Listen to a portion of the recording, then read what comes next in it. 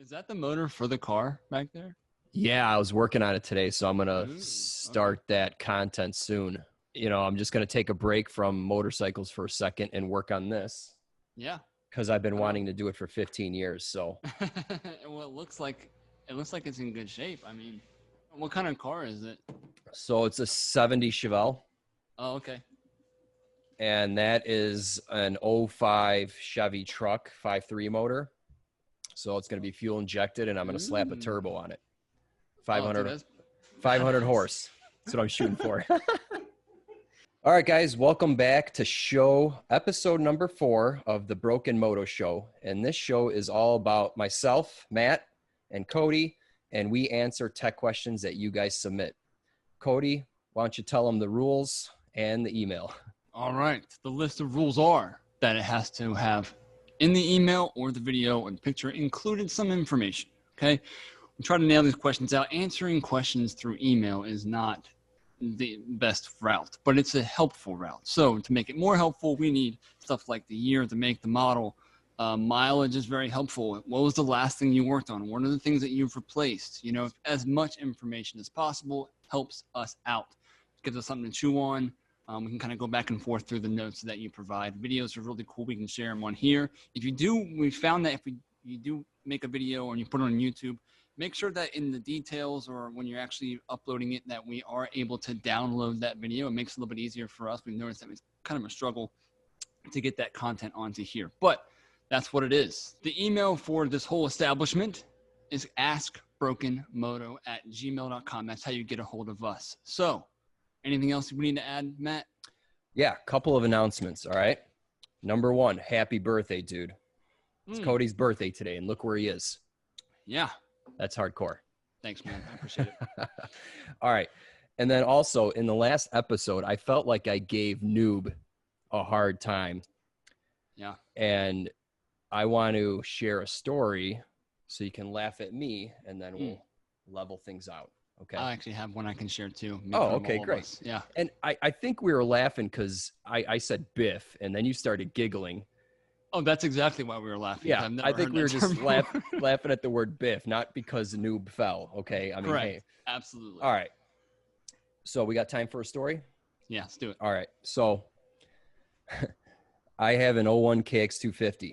And one day I come out here and I'm looking at it and I'm like, it looks pretty dusty. I should get on it and ride it, right? So I'm in gym shoes, shorts, and a T-shirt, and I throw on my helmet. I hop on the thing, and we have some power lines not far from here. And, it's just a straight grassy stretch. And I'm like, all right, well, I'll just rip it around a little bit. And I decide to do some wheelies, right? So doing a wheelie, I'll bump in first. I hit second while I'm in the air. Why not? And then I hit third. I'm like, all right. And then it's coming up. It's going a little sideways. And guess what happened next? You biffed it. I biffed it.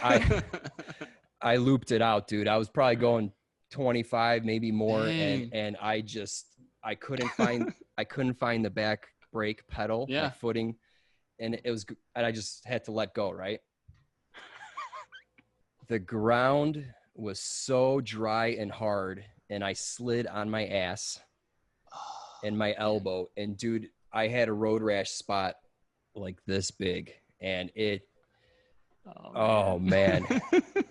Bent my bars, and, it was stupid. So there you go. Solid biff. Solid biff. Yeah, that's right. So, Noob, I apologize now. I biff as well. So it's things you got to look back on. I remember when I had my first, because I grew up riding dirt bikes too. I had my first bike that I got from the shop. Someone had wanted to get the bike repaired and they didn't have enough money. So I ended up being like, you know what, I'll just keep the bike. You don't have to pay me for the repairs, whatever. It was a piece of junk, but it was a 750 Shadow. Okay. Twin carb model 750 Shadow. I had painted it all up all black and it was all nice because it was purple from the original owner. And I've been riding it for a while, and one day after church on Sunday, I was like, babe, I got to ride up to the shop. And in front of our shop's about a quarter mile. It's just a flat. Actually, all goes kind of downhill towards the railroad tracks. And I'm out there in my Sunday's best, not like suit and tie, you know, but like in nice slacks that my wife had gotten for me, and they were new actually. I remember that. And pulling out of the shop, went in there, grabbed something, came out, and I was like, you know, I see people doing those rolling burnouts all the time, you know, like, so I gotta let this thing rip and try this out, right? And I'm trying to do it. I'm not really getting into it for a second, and all of a sudden, I'm at like a stop, right? So I'm not doing it while I'm rolling. I'm doing it from a stop. I'm just trying to do a burnout. Okay. And I rev it up, boom, boom, boom, boom, and dump the clutch, and all of a sudden it starts to go, and I'm like, oh, it's going. And all of a sudden it goes this way and then hooks, and that's all I remember, right? It was like sideways like this, and then it was like boom. And after that, I was on the ground looking at my bike like over there. And I was like, oh man. And I jacked up the pan. So I had to pick the bike up, ride it back to the house. Like, babe, I dropped the bike. She's like, what were you doing? I was like, I was trying to do a rolling burnout. It was going to be sweet. But dude, that was my first bike, and it happened, man. You know? Yeah. I mean, what can you do? Yeah, it happens. You pick it up and you keep on going. So yeah. All right, you doing the first question? Or am I doing it? Why don't you go ahead and rock the first question out? All right. First question. Hey, Cody and Matt. Congrats on the new series, and thanks for the opportunity to ask. My name is Frank from Maryland, and I looked this up. It looks like it's in Oklahoma. Oh, okay. I have a 94 CBR1000. It's a Honda that's been sitting for about 3 years in storage. I bought a new battery, removed, cleaned, and reinstalled the carbs. The only way she turns over is if I use starting fluid. A couple of seconds after she starts, she shuts back off. What am I missing? Thanks, Frank. All right, so clearly it's a fuel delivery issue, because when you hit it with starting fluid, it starts right up. So I would look to see if the carbs fill with fuel. Is fuel pouring out of the fuel line, out of the fuel tank, and filling up the carburetors?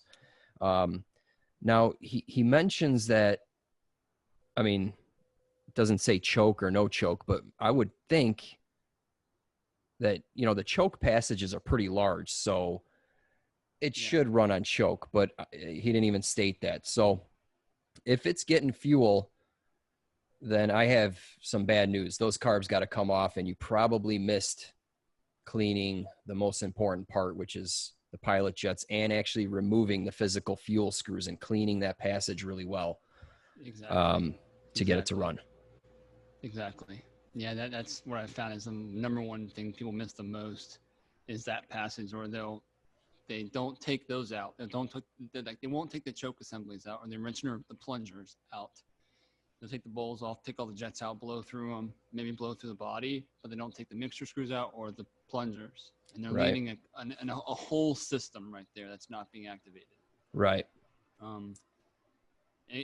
That it's definitely a carburetor, okay? Because starting fluid's telling you a number of things. As we stated before, compression, there's something there to allow it to try to fire up, because it sounds like it's saying it won't turn over unless they use starting fluid, which I'm thinking that you're saying that it won't.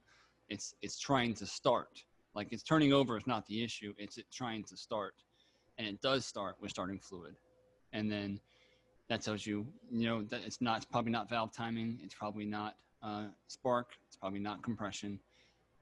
Fuel delivery, just like Matt said. I was trying to Google real quick, which again I didn't do before we looked at these questions, which means that we're not following the rules. Yeah. And I couldn't see that it had a fuel pump.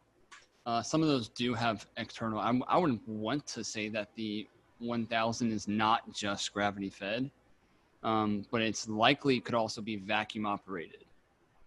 Right. Okay, because it's a big honking fuel valve that's feeding like 2 half-inch lines into the front of those carburetors. There's like 2 inlets, I believe, and then they kind of fork into one, and then that goes to the fuel valve itself, or it goes to an external fuel pump, right? Because usually on the CBRs, you got the tank that sits like a turtle shell. Sure. Yeah. The carbs are like right here. Right. They're up high. Exactly. So fuel pumps needed. That's why those are there. Might not have one though. It might be gravity fed. If it's gravity fed, make sure that it's not vacuum operated. If it's vacuum operated, I have a video on that, checking vacuum operation fuel valve. But I think Matt's spot on. It's going to be slow speed circuit issue. Yeah. Now, if you can't find the fuel screws, I don't know if this model has it or not, but sometimes they put Welch plugs or caps over the fuel screws. And again, we didn't look it up, and that wouldn't be in the parts diagram anyway. I'm going to say that it does have fuel mixture screws, and they are not plugged. Okay. And they should be facing like right where they go into the throttle bodies. I mean, into the intake ports. They're like, it's like the little dink hanging down right there. It's more than likely a D-shaped bit. You got to take them out. You got to soak the bodies. Yeah. Sucks to pull carbs off twice. It does. I mean, I'd rather pull a carb set off of an inline 4 than a V4 any day, you know? So yeah, luckily they're all right there. It's a pain in the butt, but especially when you have people who do the carbs and you have to tell them again, you have to do the carbs again. Yeah. It's always difficult. Soaking them in a more mixture. I think you use a certain mix. I have an ultrasonic tank that's and I use the Omega Sonic cleaner from Ultrasonic, right? Yeah. But people, I think, do great with the 50-50 mix of Simple Green and water, right? Yeah, and that's funny because we actually have a question on that later somewhere. Sweet. I don't know if it's in this episode or next episode, but yeah, okay. Ultrasonic cleaners are great. Not even saying that that's the silver bullet, because I've cleaned, especially a 3-year-old sitting bike. I mean, I have a very nice tank, and I still have to go through everything after I get it out. It's not just like, cool, it's been soaked, I'm gonna wash it off, put the jets in, and good to go. I have to go through every port again because it's not perfect. It's not you know, like I said, the silver bullet. It just helps for the things that you can't see. Yeah, cool. I think we beat that one up pretty well. Cool. All right, on to the next. Let's see. So this one is right here. Hi. I want to add some accessories to my 2016 Harley Sportster 48. Don't know what that is. It's got 2 wheels though. So I've been told that some of them aren't possible because of the CANBUS system. For we non-electricians, could you explain the system in layman's terms and then say what typically can't be added and what can? Thanks, Chris. I'm in SoCal. Chris in SoCal. Thanks for that question. So, CANBUS system. So I actually was in school for Honda when they have new courses come out. I had to get sent out to a training facility to train on new systems, and Honda just introduced the CANBUS system on the new Goldwing. So the CANBUS system is actually being used in a bunch of cars. If your car has like a GPS screen on it, and you can do a bunch of stuff with it, not as complex as like Tesla's, you know, but just like a nice navigation. You got navigation, music, audio, that's all CANBUS system. And all it really is, in layman's terms, is it's a nervous system for the bike that has way less wires than a normal harness would have. So they're able to send dedicated signals, so multiple different signals on one wire, which is pretty crazy. So when you're talking about going from ECU to ECU, instead of having a 32-pin ECU connecting to another 64-pin ECU, which then connects to a 30, you know, you're talking about an insane harness. So they're able to connect each of those ECUs to talk to each other through 1 or 2, usually it's 2 lines. You have a high line and a low line. One has a higher voltage, and I think one, it's slipping me right now, but either the one's the ground and one's the high line, or the low and the high are just 2 separate voltage inputs, and the ground is something different, right? But so it's not like your ECU is connected with just 2 wires. It's just that the way that they talk, and this is usually, hopefully this is going to answer your question, this is usually going to be for a more complicated system. So when it comes to like TPMS, electronic suspension,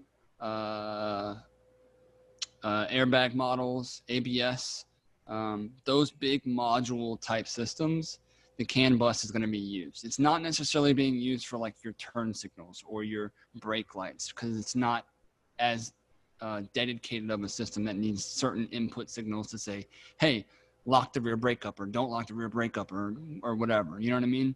Or fire the airbag, you know, like those important dedicated signals. They didn't want to make it have a crazy wire harness. Actually, the CAN bus system is the same if you're into audio engineering.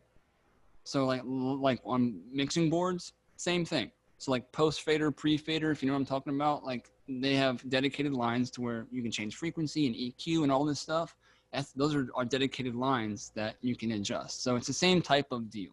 So layman's terms, don't mess with it. Okay. Find out which wires your CAN bus system is and don't touch it.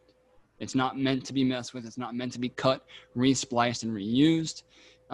They don't, like, you will jack the bike up if you do that, okay? Because, again, you have certain ECU, certain modules requiring certain voltages. It's not just like 12 volts all the time. It's like, no, this one needs 8 volts. This one needs 2.3. You know, it's different.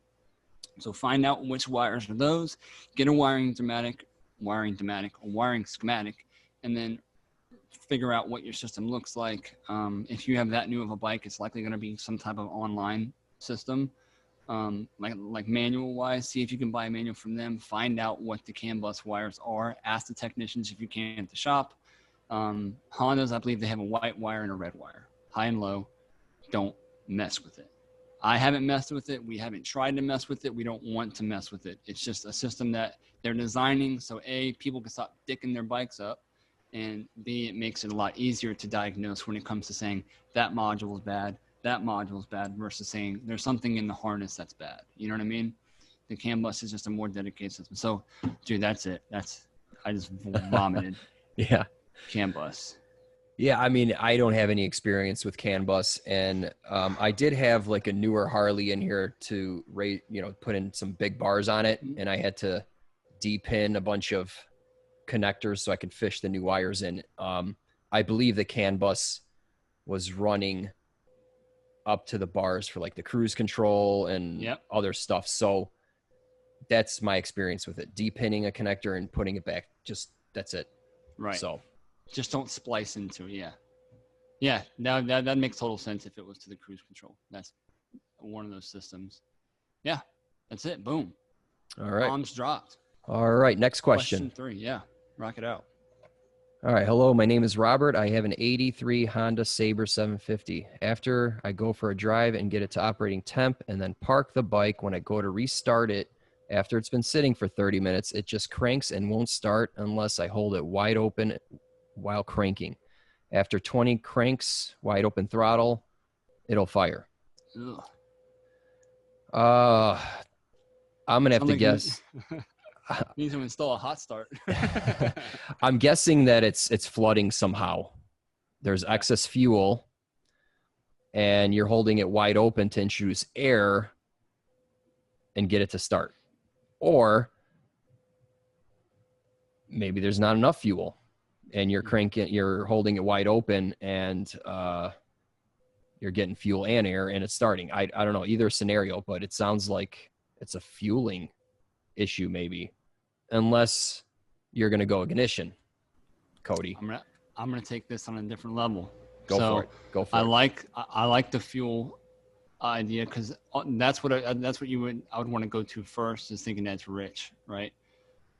So that year, 83 Sabre 750. So this is gonna be, I think it's a V4 or it's a twin. Okay.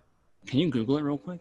Yeah, let me look it up. So the 750s, they have a starter that's mounted right behind the rear cylinder, if this is the one I'm thinking about. So what I think is that when he's holding the throttle wide open, right, you're ultimately, I would say you're allowing the motor to turn through faster. What I've found and what I've done is that the starters on these things drag excessively over a long period of time, right? The bearings in the bottom or whatever's going on in the starter.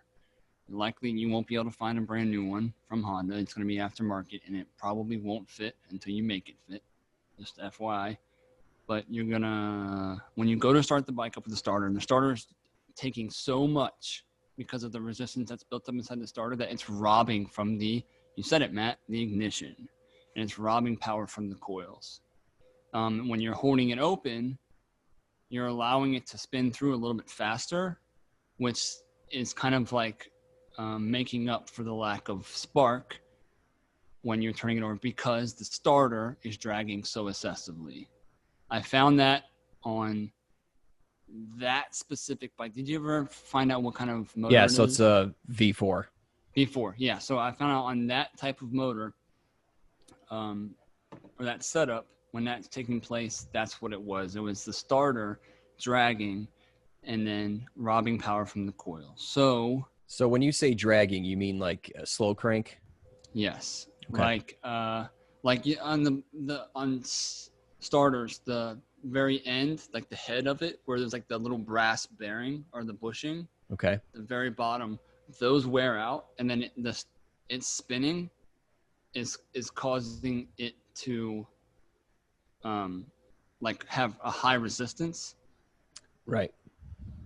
and then that's drag, and like that's robbing a bunch of power from the battery. I'm almost curious if that happens, right? If he rides it around and brings it back to his garage and have a like a car battery ready to go, or a brand new battery ready to go, if he just hooks the battery up to it real quick before he tries the wide open throttle and does all that stuff, just try to kick it with a brand new battery, like jumping straight to it, and see if it doesn't fire right up.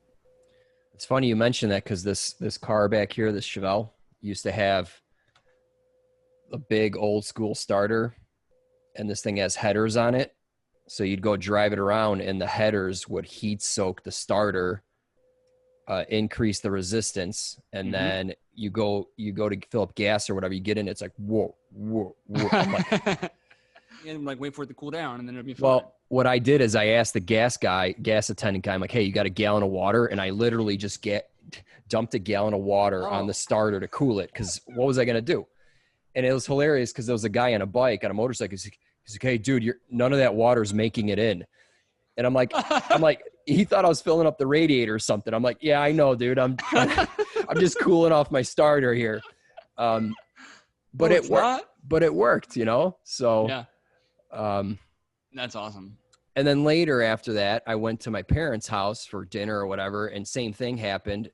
And I grabbed his leaf blower, and I pointed the leaf blower at the starter to cool it. I got a high torque mini in it now, so it's not an issue. But anyway. So that's what I'm pointing towards, specifically to those models, those years, like in the 80s specifically. I've seen that on a lot of different ones. And with all these answers, guys, we're not spitting gospel here, okay? So just, I would advise a new starter, you know, but like I said, that diagnostic trick I just said, bring the bike back after you got it fired up, or put it in that situation where it's not going to run. Put a brand new battery, just hook straight up to it and try to fire it again, and see if it doesn't just crank right up, because it has all that extra power that it can just take and go straight to the coils. You might be surprised. It might just go and fire up, and that'd be a great way to test it out. Or take a pail of water and dump it all over. I'm going to turn my fan on real quick. I'm hot. Hold on. All right. Or, I mean, I guess you didn't mention if it's struggling to start. So if the starter is slow, if it's a slow crank, then yeah, I could see what we're saying makes sense. So I guess a little more information is needed on this. Yeah. No, you're right. Yeah. Good one. That's a good question. Yeah. All right, you want to do the next one? Yeah. Hey, Matt and Cody. He left me out. Oh. But, whatever. What do you guys think about this? And this is the website emanualonline.com. And this is actually a great question, because I actually have a partnership with them. It would be nice if there were a one place where you can go to get manuals for just about for anything that you have, motorcycle, car, whatever. But I'm not sure how legit these guys are. Where do you and Cody go for your manuals? Also, it seems to me that hands down, no-brainer solution to cleaning the insides of carbs as easily and thoroughly as possible is an ultrasonic with carb cleaner in it. Okay. What do you guys think about ultrasonics? If you do use them, what liquids do you use? I've heard some people rave about Pine Sol and to clean carbs. Have either one of you tried that? I get it. that vapor blaster is the best way to do the outside. As someone who is very concerned with the environment, I actually prefer simple green formula for aluminum for cleaning the carburetors in my ultrasonic. I also prefer fluid film as a lubricant because it's based on linoleum. Although, of course, I defer to OEM recommendations for specialized lubrication purposes. I'm not sure what you're talking about there. Any other products you guys use to go easier on the environment? Thanks so much for both of you doing this. Keep up the great work, Jeff Cobb. So Jeff Cobb sneaked in 2 questions on this one. I see how it is. I think it's more than 2. Is it? Yeah, it's 3. It's a whole bunch. But anyway. All right, so emails, we'll try to tackle this. Okay, so Emmanuel Online. It's very specific. We'll put it up here. So I actually have a partnership with them. It's not like we're best buds, but they give me some discount codes for people who want to use them. So I'll be sure to put a discount code in here for their website to get a manual for your bike, whatever. So I've used their product twice. I've heard other people using their product after I've had this partnership with them, and they've had problems with them. The one thing that I noticed with Emmanuel Online is that they do appear to have every manual ever. Okay, and they have tons of versions. My advice is that when you pull up the manual for your bike, read the descriptions. Okay, because they are very specific in their descriptions and they're tiny.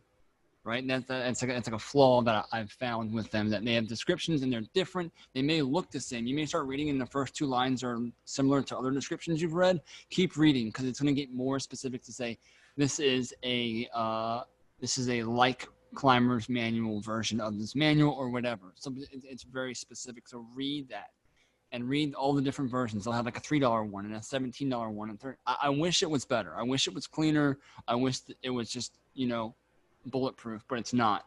I think it's multiple different places in the world working on one website.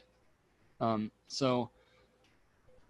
like I said, I've used their stuff. I had to read the description. It took me a long time to find it, but I got the right one, and it was factory manuals. Okay. The problem that I've heard people having is that when they buy the wrong one, they're either not hearing back from them, or it's taking a very long time to get their money back or their refund back to say, this is the wrong manual. Like, this isn't what I wanted to get.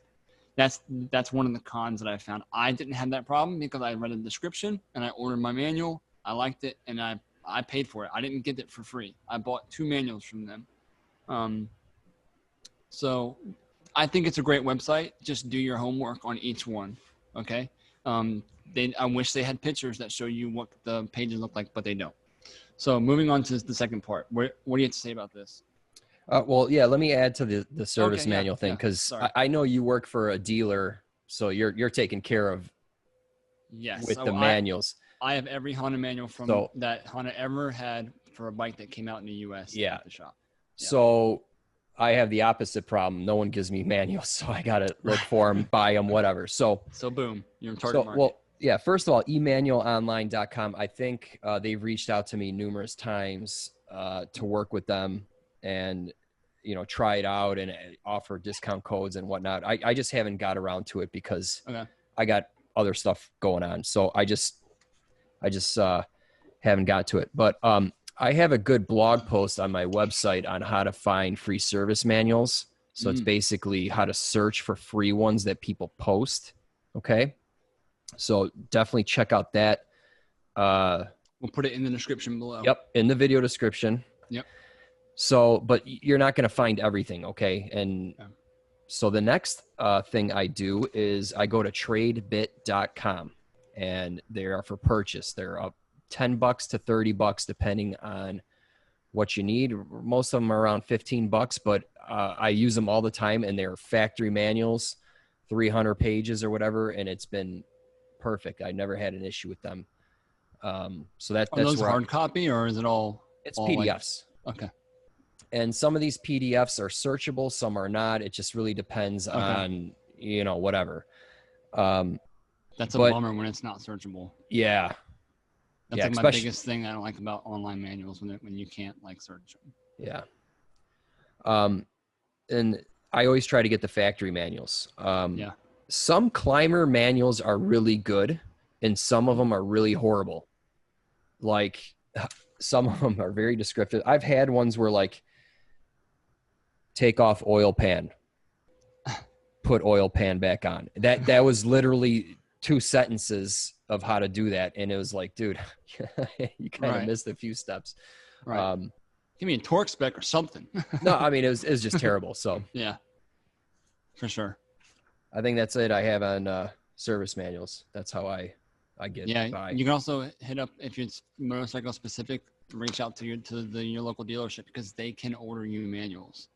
And a lot of times they have triples or duplicates of manuals from the shops, because Honda will send, or the company will send you a manual. But just recently, all the dealers started going to online, so they're no longer sending out manuals to dealerships after 2018. It's all online, which kind of sucks. But you can still order one and get one, which means that you, the customer, can do the exact same thing.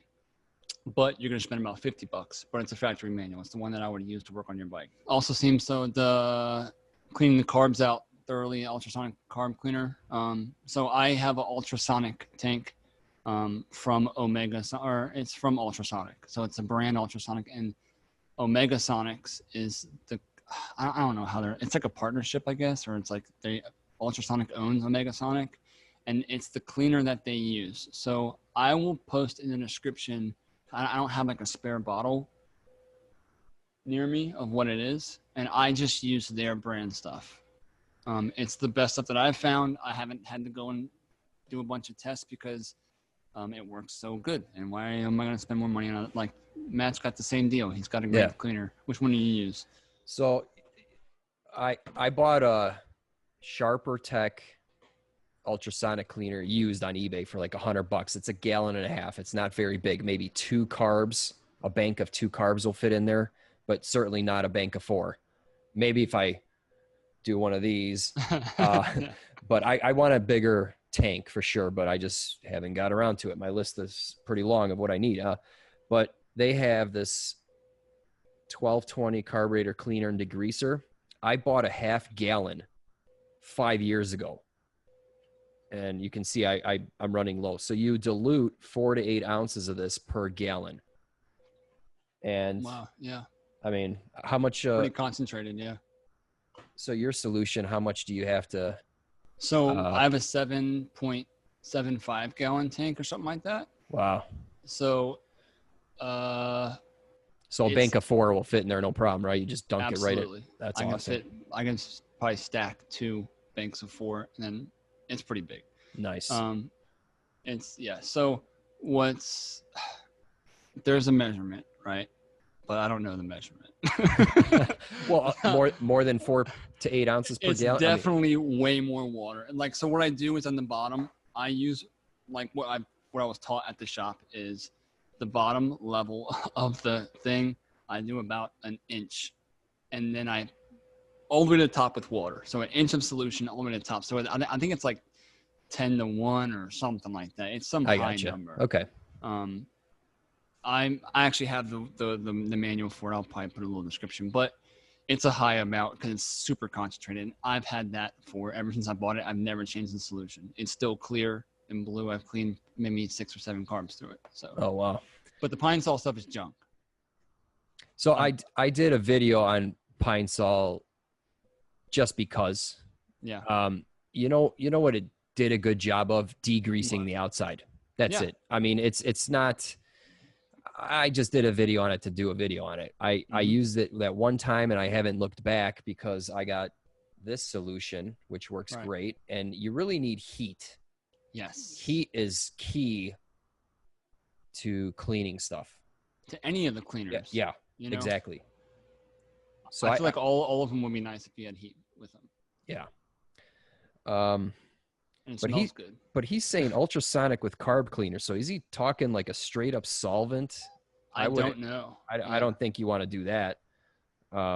First of all, it'd be very expensive to find a solvent to put in there. And then how do you dispose of it? You know? That's nasty stuff, man. So now, you know, the thing with carb cleaning is it depends what you're dealing with inside the carbs. Mm-hmm. If you're dealing with varnish, sometimes I like to use Chem Dip because that breaks down the varnish really good. If you're dealing with rusty junk, crusty junk, I like to blast that off, either dry soda or the vapor blast. An ultrasonic doesn't work too good on that crusty stuff that you may find in carburetors. Right. I mean, you have to pick at it somehow. Yep. So it all depends on what you're dealing with. Yeah, sometimes the carbs are just too far gone unless you have an awesome vapor hone machine. Hey, man, you can build one. You can. Just in the description. Yeah.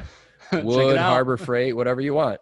Whatever you want. Yeah. Cool, man. So I think that's, I mean, it's kind of the same thing. The simple green is, I found that most people have better success with the simple green and a water solution.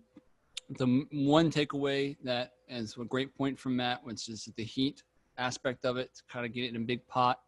Go to the thrift store, buy a big pot, and a single burner, and get it hot, or just use the Weiss cookware. Who cares? Yeah. And soak them. The takeaway that I want to provide is just be careful of the length of time, right? Because these chemicals have the pH levels are all jacked up on them, right? And they can jack up what the metal actually looks like. And once it goes that far, unless you have a cool vapor home machine, then you're definitely vapor blasting them to bring back that finish. Because they turn dark, dark. They're still usable. It just looks like crap, you know? And it changes the color of the metal, the pot metal, whatever kind of metal they're using to make those carb bodies. It jacks it up. So I would say check on it, pull them out, wash them off at least every 25 minutes, and try to be adamant about that. Yeah. Well, same thing with chem dip. If you leave stuff in there too long, it'll discolor it. So, I mean, wrecks it. Yeah. And I know there's different types of simple green. There's the regular green formula. And then I think they have like a purple aircraft version. Ooh. I forget what it's called, but it's safe. They claim it's safe for aluminum because the green stuff is not technically, I believe. Ooh, I didn't know that. Okay. Or for long periods. Got it. So, I don't know. One of these days I'm going to try simple green in there. I mean, I'm almost out of this stuff. Maybe I'll try it, but it's pretty cheap. Yeah. How much is the stuff that you have? Yeah. So this stuff for a gallon is like $60-$70. Okay. That's how much mine is. Yeah. Expensive, but it works. Right. And I've had a half gallon for like 5 years. Yeah. So I think I'll go with a full gallon next time. But anyway. I think that's it, man. I mean, he took up all of the time. He had one more thing about being concerned about the environment. Well, okay. Dude, I use stuff that's not environmentally friendly. That's for sure. I mean, all the carb cleaners, WD-40, all the solvents. I mean, that stuff is not environmentally friendly. So I don't know how to answer that question. I just wear gloves and I dispose of them properly, and that's it, Yeah, like most of the cleaners we're talking about is, I think what you have to take into consideration is like the ultrasonic tank and the cleaner that I'm using. It's meant, like, Honda Incorporated sells these machines to dealerships, right? So these dealerships have lots of waste. We have oil, we have coolant, we have brake fluid, we have all these different things that we have to dispose of every certain amount of time. So they're ultimately relying on you to do that safely. And if you're buying this stuff for your home DIY, well, you got to figure out the best way to do it. Maybe you can take it to the dealership and say, hey, I have this leftover chem dip. Is there any way that you guys get rid of this stuff? How do you get rid of it? They may just be like, yeah, pull it down the toilet. Well, then just don't listen to them, Yeah. I mean, my city has hazardous waste collection once a year. So look into that.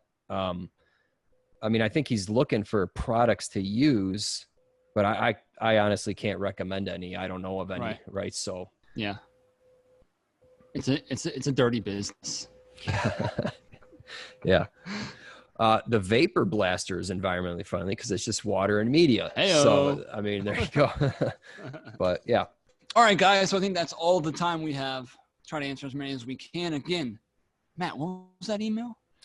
I think I got it right this time. askbrokenmoto@gmail.com. Perfect. That's how you get a hold of us. Send us your videos, your pictures, information. Try to follow the rules. Okay, give us as much information as possible. It's not really a hard set of rules. We'll try to follow ours at the same time. Thank you guys so much for hanging out. Anything you got to plug, Matt? Anything you have going on in your life? No, nothing too interesting nowadays, but just check out my site, howtomotorcyclerepair.com.